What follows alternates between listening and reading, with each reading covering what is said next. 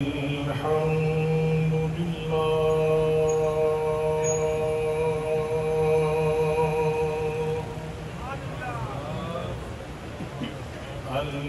الحمد لله على نواله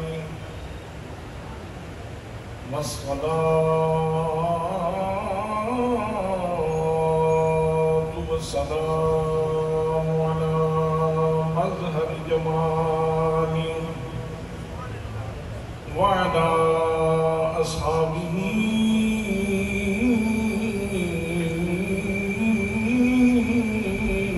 وآله. أما بعد فأعوذ بالله من الشيطان الرجيم.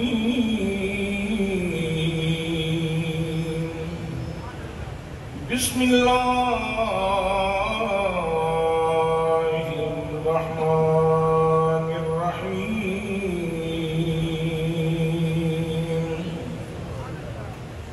لقد رضي الله عن المؤمنين إذ يبايعونك تحت الشجرة. صدق الله مولانا العظيم وصدق رسوله النبي الكريم الأمين الرؤوف الرحيم. الصلاة والسلام عليك يا سيدي يا رسول الله وعلى آلك وأصحابك يا سيدي يا حبيب الله. کیڑا سونا نام محمد دا، کیڑا سونا نام محمد دا، اس نادی ریساں کون کرے. کیڑا سونا نام محمد دا، اس نادی ریساں کون کرے. تو جگ تے سایہ رحمت دا، دو جگ تے سایہ رحمت دا. او دی چھانی ریساں کون کرے. دو جگ تے سایہ رحمت دا. جو سونے نے فرمایا ہے، جو سونے نے فرمایا ہے، انہاں سن کے سیس نوایا ہے. جو سونے نے فرمایا ہے، انہاں سن کے سیس نوایا ہے. بے مثل محمد عربی دے، بے مثل محمد عربی دے. یاراں دی ریساں کون کرے. بے مثل محمد عربی دے. یاراں دی ریساں کون کرے. کیڑا سونا نام محمد دا.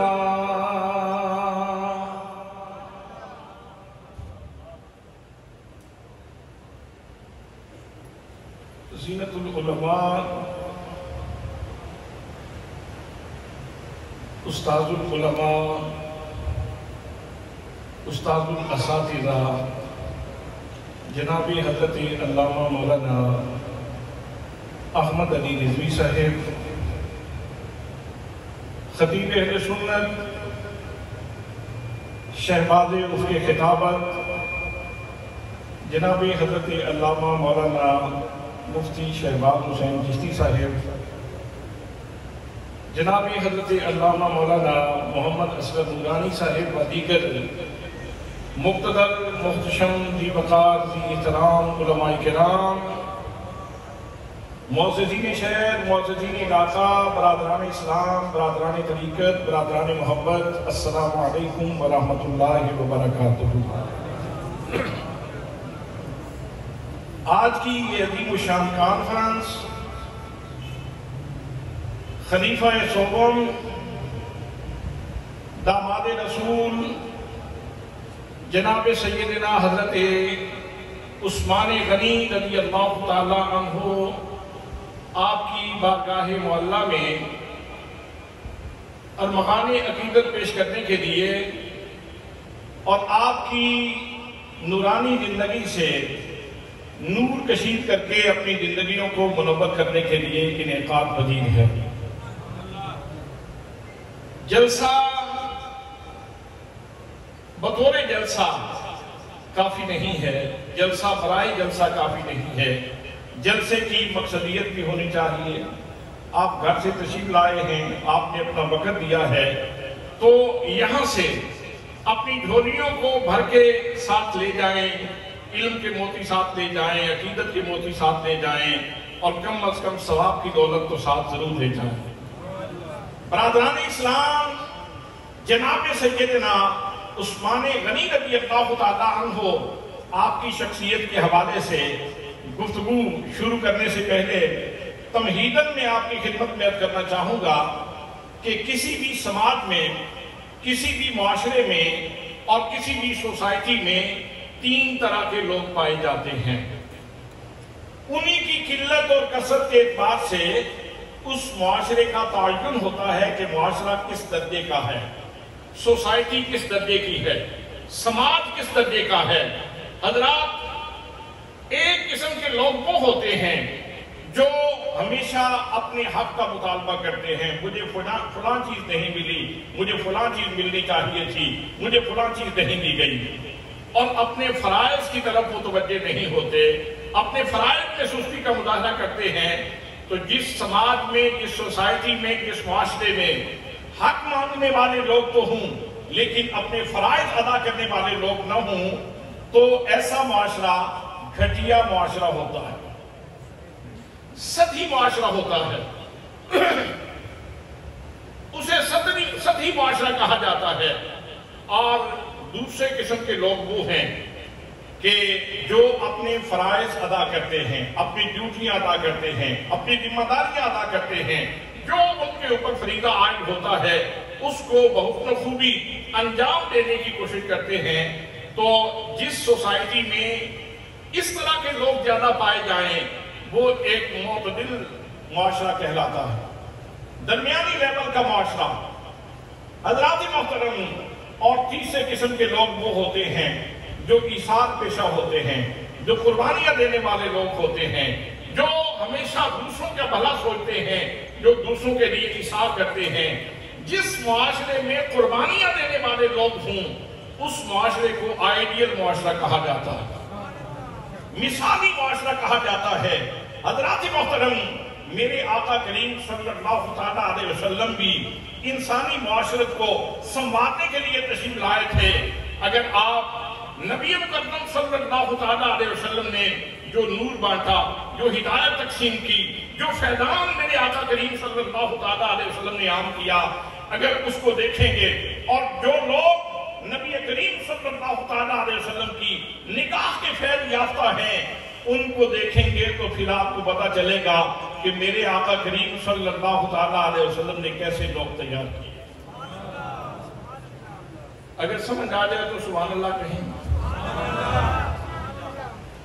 حضرات محترم، نبی مقدم صلی اللہ تعالیٰ علیہ وسلم نے جن لوگوں کو پالا، جن لوگوں کو روحانی غذا عطا فرمائی، جن کی روحانی تربیت فرمائی، حضرات محترم میرے آقا کریم صلی اللہ تعالیٰ علیہ وسلم نے ان کے خانہ دل سے دنیا نکال کے وہاں نورانیت کا نور رکھ دیا۔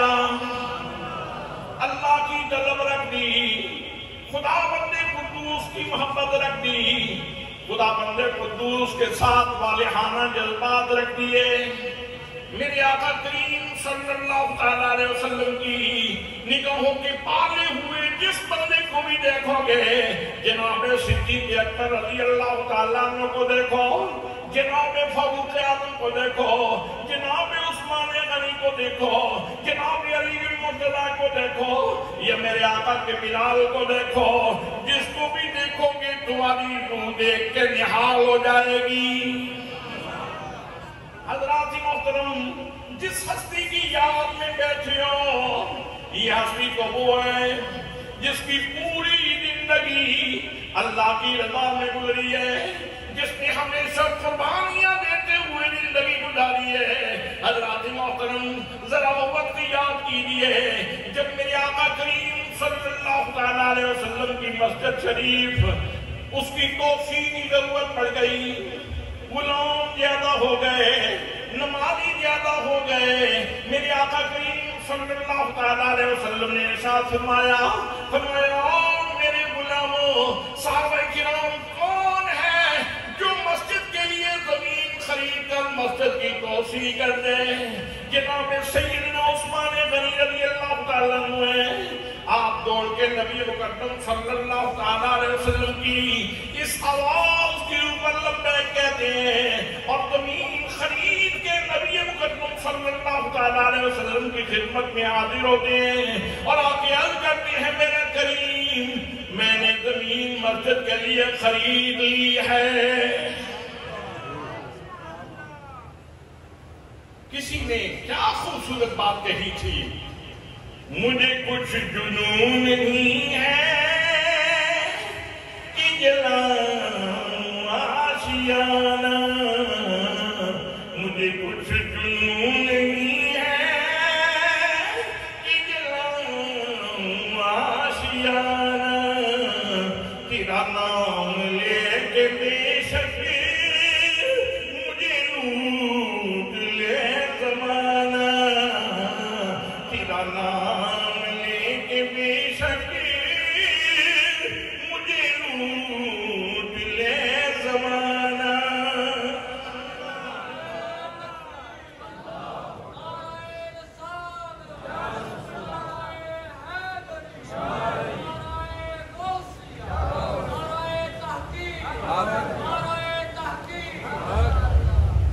میرے دوستو، نبی مقدم صلی اللہ علیہ وسلم کا وہ فرمان بھی یاد کرو۔ میرے کریم آقا صلی اللہ علیہ وسلم نے ارشاد فرمایا من بنا مسجدا قدر مفخذ قطعۃ بنى اللہ لہ بیتا فی الجنہ۔ فرمایا میرا کلمہ پڑھنے والے مسلمانوں، میری امتیوں یاد رکھو، آؤ میں جنت کے نکٹ پہنچتا ہوں جس نے چڑیا کے گھونسلے کی مقدار بھی مسجد بنا دی۔ میں محمد کریم اعلان کرتا ہوں اللہ کریم اسے جنت میں محل عطا فرمائے گا۔ اگر جگہ والا میں کوئی چڑیا کے گھونسلے جتنی مسجد بنا دے تو اس کے لیے یہ نوید موجود ہے، یہ مجدہ موجود ہے، یہ ثمرہ موجود ہے، یہ اعلان موجود ہے، اس کے لیے یہ بشارت موجود ہے۔ میرے دوستوں، میرے بھائیوں، جس انسان نے جگہ والا کی مسجد بلال کے لیے جگہ وقف کی ہے، اس کے لیے بھی بہت بڑی سعادت ہے، اس کے لیے بھی بہت بڑا انعام ہے۔ اللہ کریم اس کو بھی نوازے گا۔ حضرات محترم، یہاں مفتی صاحب نماز پڑھتے ہیں، یہاں تاجر نماز پڑھتے ہیں، یہاں دکاندار نماز پڑھتے ہیں، یہاں اللہ کے بندے آ کے سجدہ کرتے ہیں، لیکن عثمان غنی نے وہ جگہ مسجد کے لیے دی ہے جہاں صحابہ کرام نماز پڑھتے ہیں۔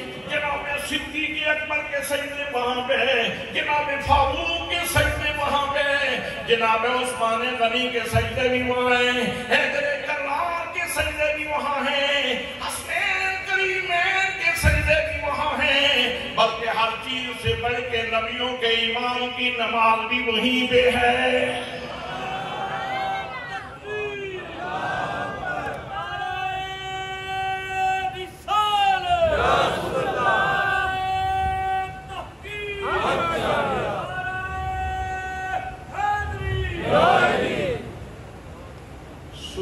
اللہ سبحان اللہ سبحان اللہ.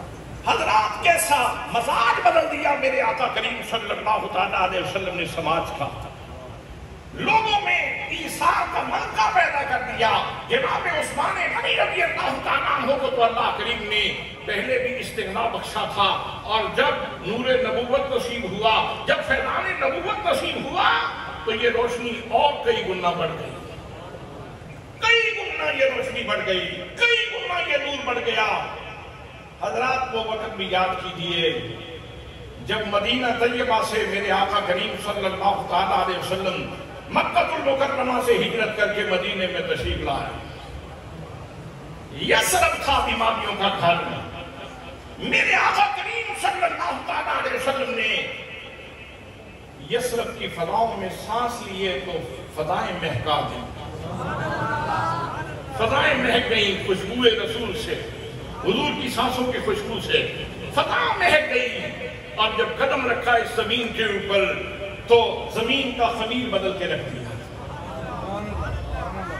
پہلے بیماریوں کا گھر ہوتا تھا، آج کیا ہے؟ آج پیار والے کہتے ہیں مدینے دی مٹی،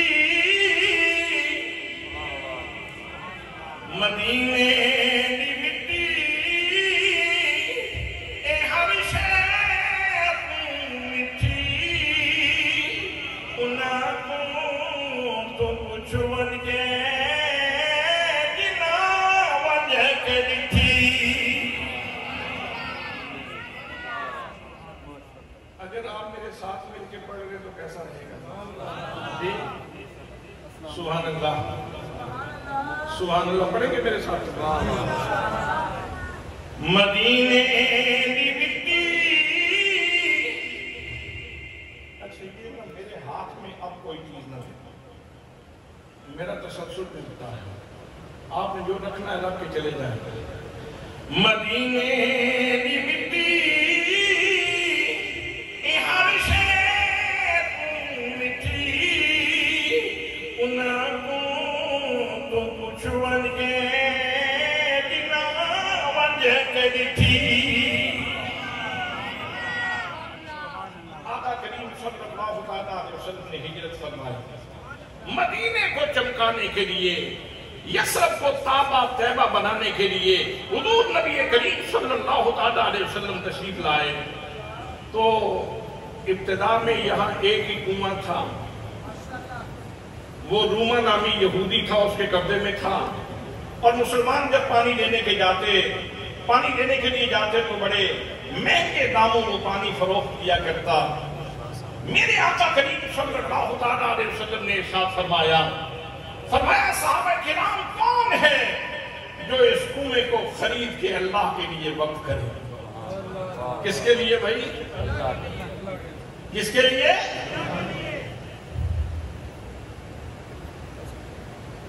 کس کے لیے وقف کرے؟ سارے بولے نا اللہ کے لیے. پھر ایک دفعہ پیار سے حضرات محترم، جب اللہ کا نام آ جاتا ان لوگوں کی روحیں جسم کے اندر وجد کیا کرتی تھی. میرے رب نے صحابہ کرام کا جو تشخص بیان کیا ہے وہ تشخص ہی ہے. فرمایا محمد رسول اللہ، فرمایا لوگو یہ سراپا دیوائی و خوبی میرا محبوب ہے جس کا نام محمد مصطفیٰ ہے، یہ اللہ کا رسول ہے. والذین معه اشداء علی الکفار رحماء بینہم تراہم رکعا سجدا. فرمایا یہ جو میرے محبوب کے ساتھ ساتھ رہنے والے ہیں، جو معیت مصطفیٰ کا شرف پانے والے ہیں، جو صحبت مصطفیٰ کا فیض پانے والے ہیں، ان کا خاصہ یہ ہے کہ کافروں کی بات ہو تو کافروں کے اوپر سخت ہیں، لیکن آپس میں باہم شیر و شکر ہیں. تراہم رکعا سجدا. انہیں رکوع و سجود کے اندر دیکھے گا، لیکن یہ سارے کام کیوں کرتے ہیں؟ کافروں کے اوپر شدت کیوں ہے اور آپس میں ایک دوسرے کے لیے نرم کیوں ہے اور یہ رکوع و سجود کیوں کرتے ہیں؟ فرمایا یبتغون فضلا من اللہ ورضوانا،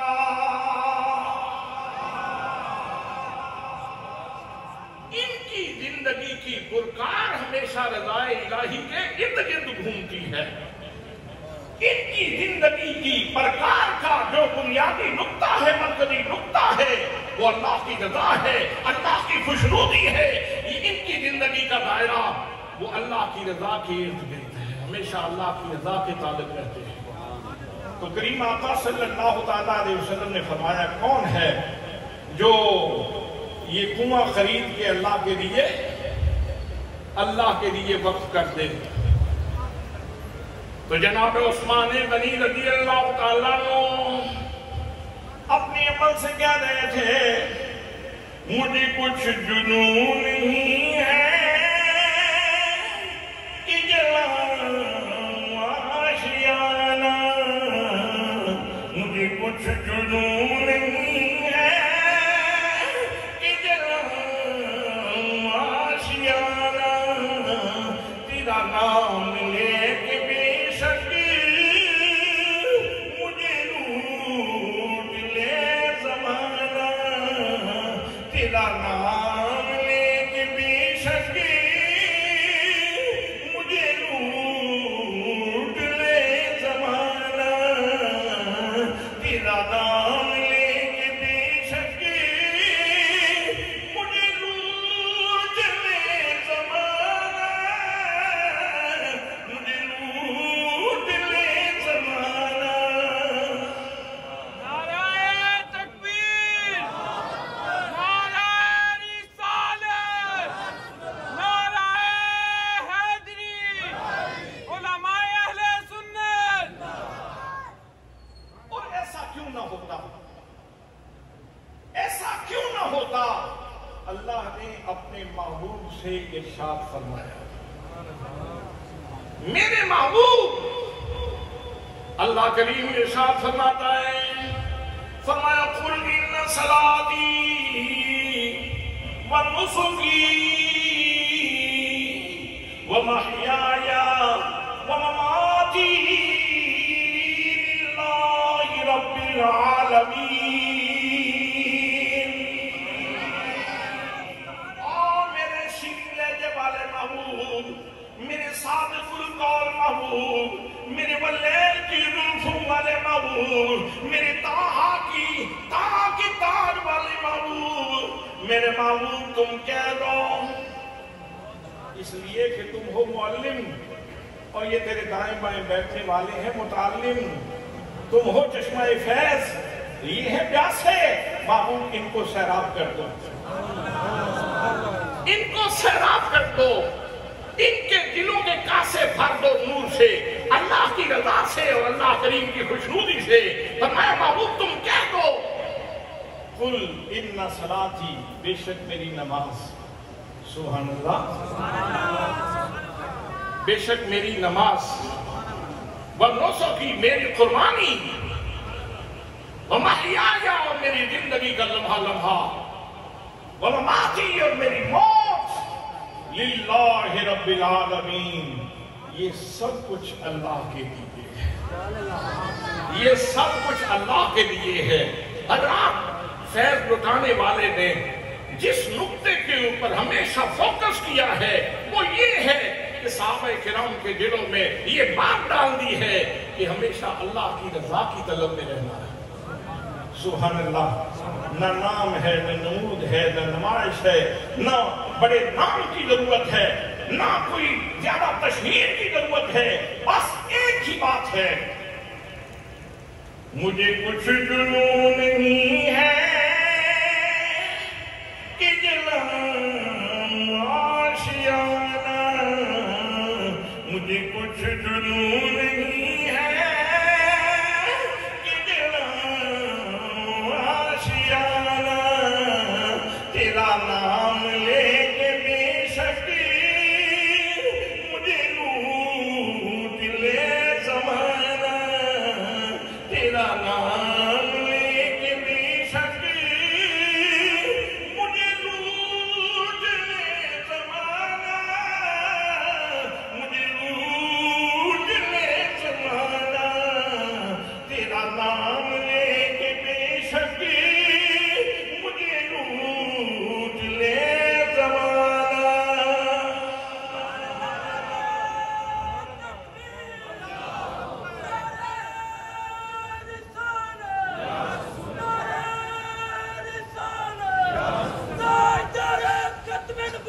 زندہ باد ختم نبوت زندہ باد لبیک لبیک یا رسول اللہ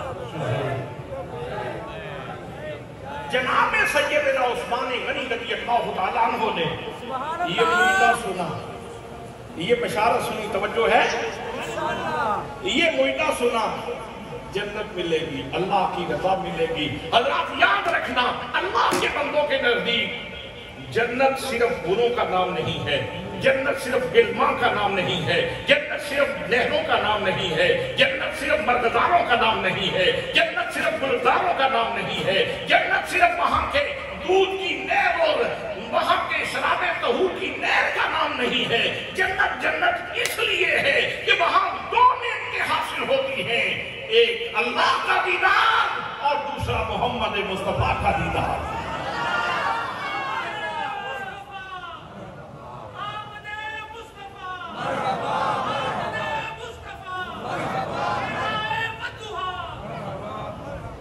ارشاد ہوا جنت کی طلب رکھتا ہے کوئی تو بیر روما خریدے اور اللہ کے لیے وقت کر دے۔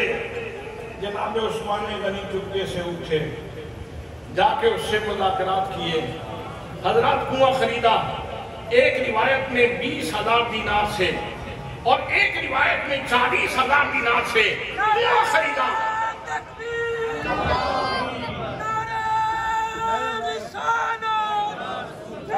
شیر ربانی شیر ربانی سید فدا حسین سید فدا حسین نعرہ حیدری۔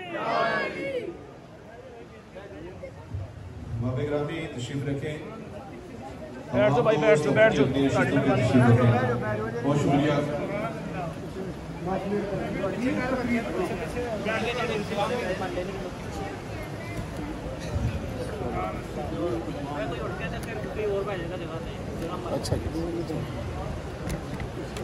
سبحان اللہ، سبحان اللہ۔ شاہ صاحب کے چہرے کو دیکھیں اور پڑھیں سبحان اللہ۔ سید کی زیارت کریں اور کہیں سبحان اللہ۔ نیکیاں کمائیں اور کہیں سبحان اللہ۔ اللہ کو راضی کریں اور کہیں سبحان اللہ۔ اس آج کی مجلس کے دولا، آج کی مجلس کے مہمان خصوصی اور آج کی اس کانفرنس کی عظیم شخصیت خطیب پاکستان، ترجمان عقائد اہل سنت، جناب حضرت علامہ صاحبزادہ پیر سید فدا حسین شاہ صاحب تشریف لائے۔ میں آپ کے قدموں میں اپنی آنکھوں کی پتلیاں رکھتا ہوں کیونکہ آل رسول ہے۔ تو حضرات میں اس کا کہا تھا، جناب سیدنا عثمان غنی رضی اللہ تعالیٰ عنہ چپکے سے اٹھے اور جا کے اس سے مذاکرات گفتگو کی۔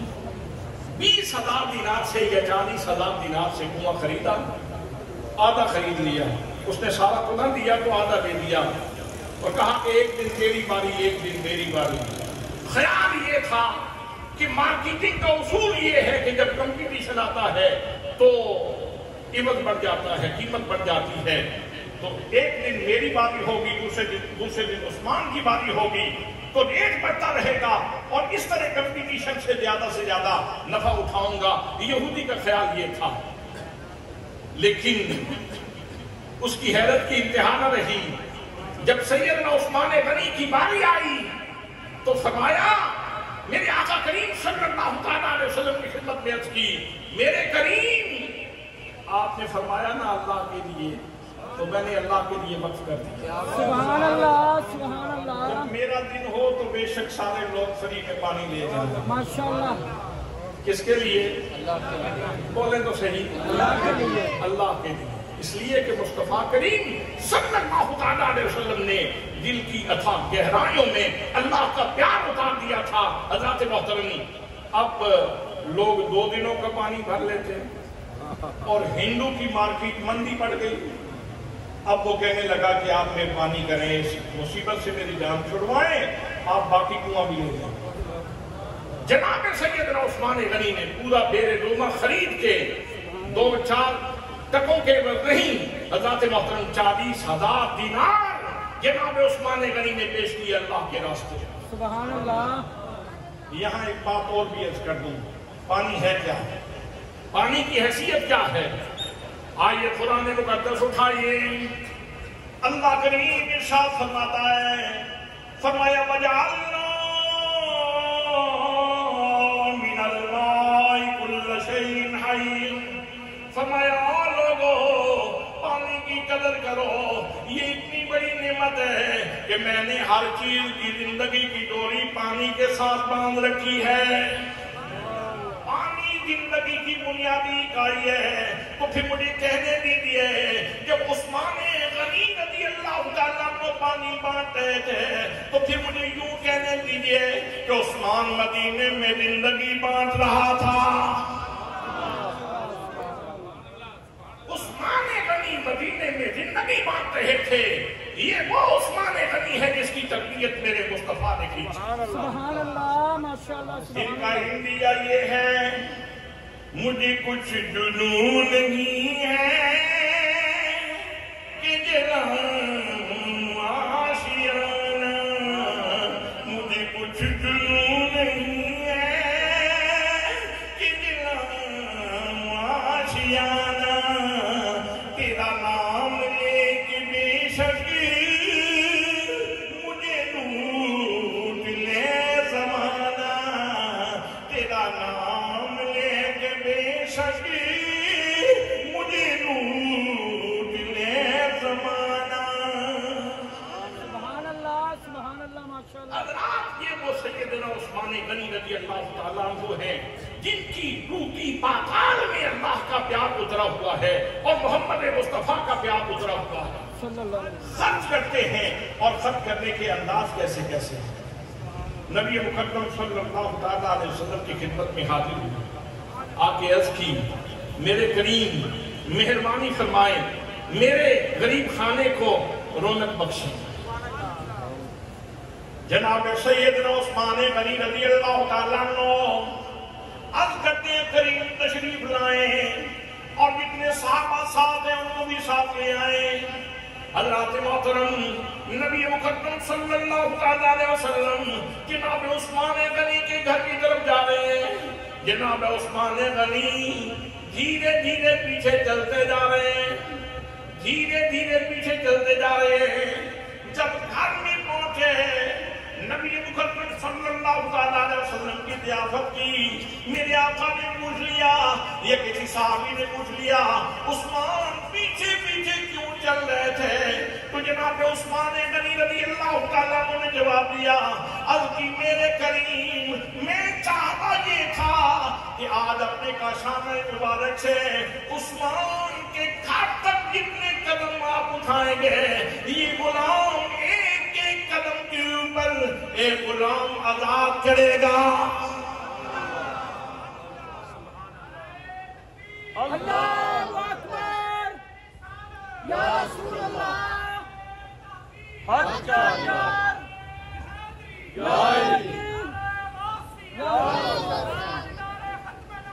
زندہ باد. زندہ باد. اس طرح تو سارے کہتے ہیں میں تیرے قدموں کے صدقے جاؤں، لیکن اس کا پریکٹیکل کرنا یہ جناب سیدنا عثمان غنی رضی اللہ تعالیٰ عنہ کا کمال ہے کہ حضور صلی اللہ تعالیٰ علیہ وسلم کے ایک ایک گام کے اوپر، ایک ایک قدم کے اوپر آپ نے غلام آزاد کیا. سبحان اللہ. جا تو اللہ کے نام پہ آزاد ہے. کس کے نام پہ؟ جا تو اللہ کے نام پہ آزاد ہے. جا تو اللہ کے نام پہ آزاد ہے. جا تو اللہ کے نام پہ آزاد ہے. میں نے تجھے اپنے نبی کریم کے قدموں پہ مار دیا. میں نے تجھے اپنے نبی کے قدموں پہ مار دیا. سبحان اللہ. سبحان اللہ. سبحان اللہ. حضرات محترم، اور پھر وہ وقت بھی ذرا یاد کیجئے کہ جب جیش اسرا کا موقع تھا اور میرے آقا کریم صلی اللہ تعالیٰ علیہ وسلم اعلان فرما رہے تھے کہ کون ہے جو اللہ کے راستے میں مال پیش کرے. تو جناب عثمان غنی ایک دفعہ بھی کھڑے ہوئے اور کہا کہ 100 اونٹ بما ساز و سامان پیش کرتا ہوں. دوسری مرتبہ بھی، تیسری مرتبہ بھی، حتیٰ کہ مورخین نے لکھا کہ 950 اونٹ بما ساز و سامان اور 50 گھوڑے پیش کیے. پھر بات یہیں پہ ختم نہیں ہوتی. جناب سیدنا عثمان غنی رضی اللہ تعالیٰ عنہ آپ گھر جاتے ہیں, اپنی قمیض کا بازو اپنی آستین میں کشرفیاں بھر کے لے آتے ہیں اور لا کے نبی مقدم صلی اللہ علیہ وسلم کی جھولی میں ڈال دیتے ہیں. میرے آقا کریم اتنے خوش ہوئے, نبیوں کا امام خوش ہو گیا, حضرات محترم اللہ کا محبوب خوش ہو گیا. جب اللہ کا محبوب خوش ہو گیا تو سمجھ لو عثمان غنی پہ ساری خدائی خوش ہو گئی. میرے آقا فرما رہے تھے آج کے بعد عثمان جو بھی کرتا رہے عثمان کے اوپر کوئی حرج نہیں. آج کے بعد عثمان کو کوئی عمل نقصان نہیں دے سکتا. حضرات محترم یہ وہ نماز ساتھ ہے کہ میرے آقا نے جناب سیدنا عثمان غنی رضی اللہ تعالیٰ عنہ پہ فرمائی. اللہ نے آپ کو سخا کا نور بھی عطا فرمایا تھا اور حیا کا نور بھی عطا فرمایا. ذوالنورین ہونے کی وجہ کامل, وجہ اکمل, وجہ واضح تو وہ وہی ہے جو ابھی علماء کرام بیان کر رہے تھے کہ حضرت عثمان غنی کے حوالہ عقد میں نبی مکرم صلی اللہ علیہ وسلم کی 2 بیٹیاں تھیں, جناب سیدہ رقیہ سلام اللہ علیہا اور ان کے بعد حضرت ام کلثوم سلام اللہ علیہا. اور جب حضرت ام کلثوم کا بھی وصال ہو گیا تو میرے آقا نے فرمایا اگر محمد مصطفیٰ کی 100 بیٹیاں ہوتی تو میں ایک ایک کر کے عثمان کے نکاح میں دیتا چلا جاتا. آپ بھی صاحب احساس ہیں, زندہ معاشرے میں بستے ہو. جس گھر میں کسی کی ایک بیٹی تکلیف میں ہو اور والدین تکلیف میں ہوں اپنے داماد سے تو دوسری بیٹی بیاہ کے دیتے ہیں. دوسری بیٹی اس گھر میں جاتی ہے, کبھی راستہ بھی نہیں اپنی بیٹی کا کوئی ادھر دیکھنے دے گا. لیکن یہ حضرت عثمان غنی کے اوپر کمال اعتماد ہے کہ میرے آقا نے ایک بیٹی بھی نکاح کر کے دی اور پھر دوسری بیٹی بھی. ماشاءاللہ, سبحان اللہ. اعلیٰ حضرت فاضل بریلوی رحمۃ اللہ تعالیٰ نے کیا خوبصورت ترجمانی کی. فرماتے ہیں نور کی سرکار سے پایا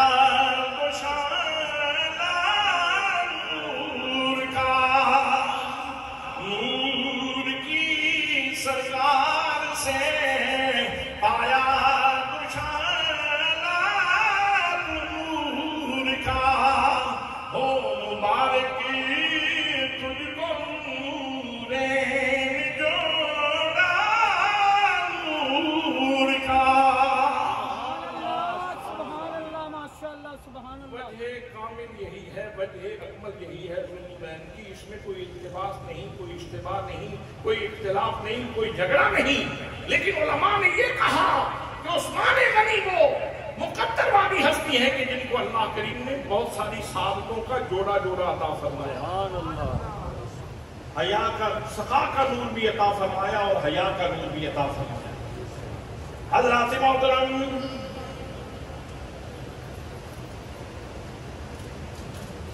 سرکار تشریف لائے, سرکار اپنے گھر میں تشریف فرما ہے.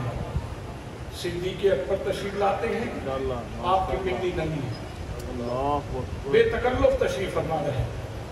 عمر فاروق تشریف لاتے ہیں, بے تکلفی سے تشریف فرما رہے ہیں. سبحان اللہ. جناب عثمان غنی آئے, عائشہ صدیقہ طیبہ طاہرہ ام المؤمنین ارشاد فرماتی ہیں میرے آقا کریم صلی اللہ تعالیٰ علیہ وسلم نے اجازت تو دی لیکن ساتھ ہی اپنی پنڈلی کے اوپر کپڑا کر دیا. جب صحابہ کرام چلے گئے فرماتی ہیں میں نے عرض کیا میرے کریم, جب میرے ابا جان ابو بکر رضی اللہ تعالیٰ عنہ تشریف لائے آپ بے تکلفی سے تشریف فرما رہے, عمر فاروق آئے تو آپ بے تکلف رہے, لیکن جب عثمان غنی آئے تو آپ نے اپنا کپڑا درست کیا اور اس کے بعد آپ نے ان کو اجازت دی. میرے آقا کریم صلی اللہ علیہ وسلم نے ارشاد فرمایا عائشہ صدیقہ میں اس بندے سے حیا کیوں نہ کروں جس سے اللہ کے فرشتے بھی حیا کرتے ہیں. فرشتے اللہ کی پاکیزہ مخلوق ہیں، اللہ کے مقرب بندے ہیں، تو اس کا مطلب یہ ہے کہ مقرب بندے، سعادت مند بندے وہ ہیں جو حضرت عثمان غنی کا حیا کرتے ہیں۔ یہ اللہ کے برگزیدہ بندوں کا کام ہے کہ عثمان کا حیا کرتے ہیں، اور جو حضرت عثمان کا حیا نہیں کرتے وہ فریق مخالف میں جاتے ہیں، وہ دوسرے کیمپ میں ان کا شمار ہوگا۔ حضرات محترم، تو حضرت عثمان غنی رضی اللہ تعالیٰ عنہ، ان کو حیا کا نور بھی اللہ نے بخشا تھا اور صفا کا نور بھی بخشا تھا، سو اس حوالے سے بھی ان کو ذو النورین کہا جا سکتا ہے۔ تو میں عرض کر رہا تھا کہ کسی بھی معاشرے میں تین طرح کے لوگ پائے جاتے ہیں۔ جس معاشرے میں حق مانگنے والے لوگ تو ہوں، فرائض ادا نہ کریں، تو وہ کون سا معاشرہ ہوتا ہے؟ سطحی معاشرہ، گھٹیا معاشرہ۔ اور جس سوسائٹی کے اندر فرائض ادا کرنے والے لوگ موجود ہوں، وہ معاشرہ معتدل معاشرہ ہوتا ہے۔ اور جس سوسائٹی میں ایثار پیشہ لوگ زیادہ ہوں، قربانیاں دینے والے لوگ ہوں، وہ آئیڈیل معاشرہ ہوتا ہے۔ آج ضرورت اس بات کی ہے کہ ہم مصطفی معاشرہ بنے اور آئیڈیل معاشرہ بنے۔ آج یہ پاکستان کے اپنا قرآن مقدس کی توہین کی وجہ سے پوری دنیا میں لوگوں نے آج احتجاج کیا، اور کئی دنوں سے احتجاج جاری ہے۔ کیوں اتنا زیادہ چیخیں نکالنے کی ضرورت کیا ہے؟ اتنی زیادہ چیخیں نکالنے کی ضرورت کیا ہے؟ اس توہین کا جواب تو اللہ کے کلام نے خود دیا ہے کہ اگر تم جواب دینا چاہتے ہو تو سنو قرآن کیا کہتا ہے۔ قرآن نسخہ عطا فرما رہا ہے۔ قرآن کہتا ہے وَأَنْتُمُ الْأَعْلَوْنَ إِن كُنتُم مُّؤْمِنِينَ۔ قرآن کہتا ہے زیادہ چیخنے کی ضرورت نہیں، چلانے کی ضرورت نہیں، تم مومن بن جاؤ، تم قرآن کا نور سینے سے لگا لو، قرآن کی تعلیمات کے اوپر عمل کر لو، تم اللہ کے بندے بن جاؤ، تم اپنی پیشانیوں کو سجدوں کے نور سے آباد کر لو، تم اللہ کے احکام کی مخالفت نہ کرو، پھر دیکھنا نتیجہ کیا ہوگا، تمہارا جھنڈا سب سے بلند ہوگا۔ آج ہر معاملے میں مخالفت ہے، اور جب کہیں کوئی اس طرح کا واقعہ ہوتا ہے تو پھر ہم چیخنا شروع کر دیتے ہیں۔ میں ملکوال سے ریلی سے نکلا تو وہاں خطیب تقریر کر رہا تھا، ہم خوار ہوئے تارے کے گناہ ہو کر۔ میں چکسیدے میں آیا تو وہاں ایک خطیب تقریر کر رہا تھا، جلوس نکلا ہوا تھا، وہاں بھی کوئی کہہ رہا تھا ہم خوار ہوئے تارے کے گناہ ہو کر۔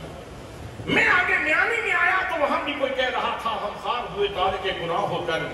آگے حضور پور میں جلسہ ہو رہا تھا اور وہاں بھی کوئی تقریر کر رہا تھا ہم خواب ہوئے تارے کے گناہ ہو کر۔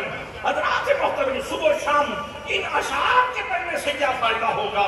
بات تو یہ ہے کہ ہم اپنا فکر بدلیں، اپنی سوچ بدلیں، فکر کے دھارے تبدیل کریں، اپنے آپ کو تبدیل کریں۔ قرآن مقدس کی عزت دیبا و حدید کے غلافوں کے اندر رکھ کے اس کو کسی خوبصورت شوکیس کے اندر رکھنے سے قرآن کی عزت نہیں ہوتی، یاد رکھنا۔ آب ذات سے لکھنے کے ساتھ قرآن کی توقیر نہیں ہوتی، عظمت نہیں ہوتی۔ قرآن کی عظمت یہ ہے کہ قرآن نے ایک ضابطہ لایا ہے، اس ضابطے کو، اس نور کو دنیا میں تقسیم کرو۔ آج 57 اسلامی ممالک ہیں، کہیں بطور نظام قرآن مقدس نافذ ہے؟ کسی جگہ پہ کہیں بھی آپ کو قرآن بطور نظام نافذ نظر نہیں آئے گا۔ اور پھر حضرات ایک بات اور بھی یاد رکھیں، قرآن نے ایک نسخہ اور دیا ہے اس کا جواب دینے کا، وہ یہ ہے وَاعْتَصِمُوا بِحَبْلِ اللَّهِ جَمِيعًا وَلَا تَفَرَّقُوا۔ اللہ کی رسی کو مضبوطی سے تھام لو۔ آج سب سے بڑا جو ہمارا المیہ ہے، جو ہمیں بہت زیادہ نقصان پہنچاتا ہے، تنظیم، پھر آگے تنظیم، پھر اس سے آگے اس کے بچے، پھر اس سے آگے اس کے بچے، اور پھر اس کے آگے اس کے بچے۔ ایک تنظیم کی ہزاروں شاخیں، ایک آستانے کی ہزاروں برانچز، حضرات محترم ایک مدرسے کے کتنے مدرسے، اور سب کی راہیں جدا جدا۔ جب اس طرح ہم بڑھ جائیں گے، تقسیم ہو جائیں گے تو قوت تقسیم ہو جائے گی. تو اس لیے اس طرح پھر مخالف کا ہمارے اوپر حکمرانی کرنا آسان ہو جائے گا. پوری ملت اسلامیہ کو اللہ کی رسی پکڑنے کی ضرورت ہے. 2 حکم ہیں. وَاعْتَصِمُوا بِحَبْلِ اللَّهِ جَمِيعًا وَلَا تَفَرَّقُوا. پہلے اللہ کی رسی کو پکڑو اور پھر تفرقہ کا شکار نہ ہونا. اللہ کی رسی کیا ہے؟ اللہ کی رسی عقیدہ اہل سنت ہے. حضرات بس تیسری بات درج کر کے گفتگو کو سمیٹ رہا ہوں. جو اللہ نے تیسرا نسخہ دیا ہے ہمیں قرآن کی توہین کا جواب دینے کا اور دنیا میں فائق ہونے کا اور عالمگیر غلبے کا جو تیسرا راز اللہ نے دیا ہے وہ یہ ہے اما ما ينفع الناس وينقص في الارض. جو انسانیت کے لیے جتنا زیادہ نفع بخش ہوگا اس کا جھنڈا سب سے بلند ہوگا، اس کو اتنا زیادہ دباؤ نصیب ہوگا. کشکول لے کے منگتے بن کے تڑیاں تو نہیں لگائی جا سکتی. ادھر بھیک مانگنا ادھر تڑیاں لگانا. منگتا بھی کبھی تڑی لگا سکتا ہے. بھئی تڑی تو وہ لگا سکتا ہے جس کی عزت محفوظ ہو، عزت نفس محفوظ ہو، جس کا وقار محفوظ ہو، جس کی ناموس محفوظ ہو، وہ کسی کو تڑی لگائے. بھیک مانگنا اور تڑیاں لگانا یہ کوئی آپس میں ان کی آپس میں کوئی سیٹنگ ہی نہیں بنتی. اس لیے کشکول چھوڑو، مانگنا چھوڑو، اللہ کے اوپر بھروسہ کرو. اور یہ چھوٹ سکتا ہے، یہ کشکول چھوٹ سکتا ہے بشرطے کہ جو اپنے وسائل ہیں ان کو دیانتداری سے صرف کیا جائے. تو اللہ کی زمین میں بڑے خزانے ہیں. اگر دیانتداری سے کوئی بھی مسلمان ملک اپنے وسائل کو خرچ کرے تو کسی کو حاجت نہیں ہوگی کہ وہ کسی سے کاسا لے کے بھیک مانگنے چاہے. مسئلہ یہ ہے پاکستان کے اثاثے تھوڑے ہیں اور اشرافیہ کی سہولیات زیادہ ہیں. ایک بندے کی تنخواہ، پھر بجلی بل، پھر گیس کا بل، پھر 4 نوکر 5 نوکر. وہ جو پرانے فرائض مصر تھے، وہ جو تبے تھے یمن کے، وہ جو روم کے کیسر ہوا کرتے تھے، اتنے ٹھاٹ باٹ سے تو وہ بھی زندگی نہیں گزارتے تھے جتنے آج چھوٹے چھوٹے افسر زندگی گزارتے ہیں. اگر ہم نے ایک مصطفی معاشرہ بنانا ہے اور مصطفی معاشرے کا فرق بننا ہے تو پھر ہمیں دوسروں کے پکڑیاں اچھالنے کے بجائے ہمیں اپنے آپ کی اصلاح کرنی ہوگی. حضرات محترم، اور آخری بات یہ ہے کہ قرآن کی اس توہین کا اگر ہم جواب دینا چاہتے ہیں تو کم از کم اتنا تو کر سکتے ہیں کہ یہ حلولہ جو میرا حلولہ ہے، میرا ڈھانچہ، میں اس کے اوپر تو قرآن نافذ کر سکتا ہوں. کوئی مشکل تو نہیں ہے، کوئی مشکل تو نہیں ہے بھائی. آپ نے سب نہیں ہلایا، بے شک نہ بولے سب کو ہلایا. بے شک اس طرح کہتے ہیں مشکل ہے، نہیں ہوتا. مشکل ہے نہیں، بولے نہیں، مشکل ہے نہیں. تو پھر قرآن کی توہین کا جواب دینا ہے، دیں گے انشاءاللہ. ہاتھ کھڑا کریں. قرآن کی توہین کا جواب دینا ہے اور وہ اس طرح کہ ہم نے اپنے گھر میں قرآن کا نور تقسیم کرنا. اپنی بیٹی کو، اپنے بیٹے کو، اپنے اعزاء کو، اقارب کو، اپنے گھر والوں کو ان سے کہنا ہے نماز پڑھو، نماز پڑھو، اللہ کی بارگاہ میں جھکو، خیرات کرو، اللہ کو راضی کرو، یتیم کے سر پہ ہاتھ رکھو. حضرات محترم، بہت ساری باتیں کہنے کی تھیں اور میں نے ابھی جو آیت موضوع پڑھی تھی ابھی اس کی طرف میں نے جانا تھا، لیکن اب میرا بھی جی چاہ رہا ہے کہ تقریر جلدی ختم کروں اور شاہ صاحب کی خوبصورت اور مترنم گفتگو سنوں. اس لیے وہ اندر کی پیاس بڑھ رہی ہے اور ادھر کا معاملہ شارٹ ہوتا جا رہا ہے. تو اس لیے میں انہی الفاظ پہ اپنی گفتگو کو ختم کرتا ہوں. دعا ہے کہ اللہ کریم ہمیں مصطفی معاشرے کا مفید رکن بننے کی توفیق نصیب فرمائے. وما علیہ الا البلاغ المبین.